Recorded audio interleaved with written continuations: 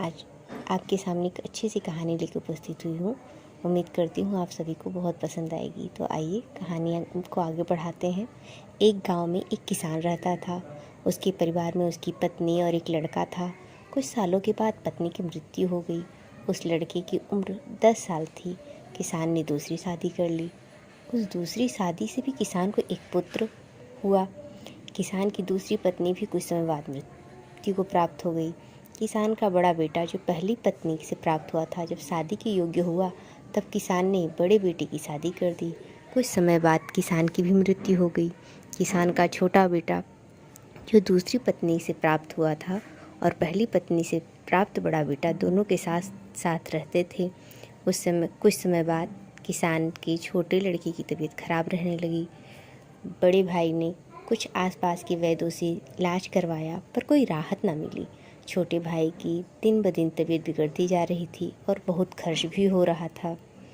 एक दिन बड़े भाई ने अपनी पत्नी से सलाह की कि यदि ये छोटा भाई मर जाए तो हमें इसके इलाज के लिए पैसा खर्च ना करना पड़ेगा और जायदाद में आधा हिस्सा भी नहीं देना पड़ेगा।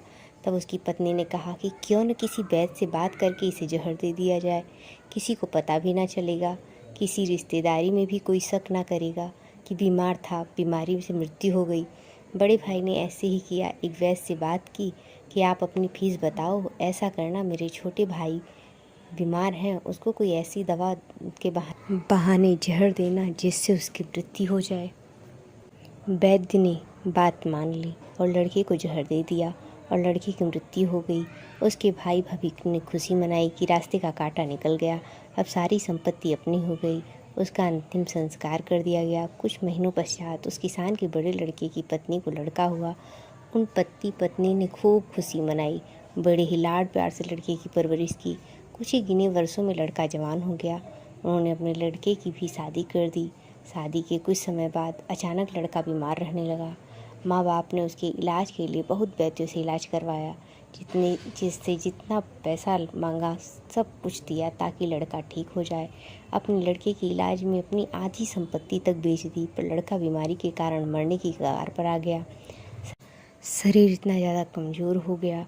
एक दिन लड़के को चारपाई पर लिटाकर पिता साथ में बैठा अपने पुत्र की दयनीय हालत देख रहा था, दुखी हो रहा था। तभी लड़का अपने पिता से बोला, भाई अपना सब हिसाब हो गया, बस अब कफन और लकड़ी का हिसाब बाकी है, उसकी तैयारी कर लो। ये सुनकर उसके पिता ने सोचा कि बीमारी के कारण लड़के का दिमाग भी काम नहीं कर रहा है। बोला कि बेटा, मैं तेरा बाप हूँ, भाई नहीं। तब लड़का बोला, मैं आपका वही भाई हूँ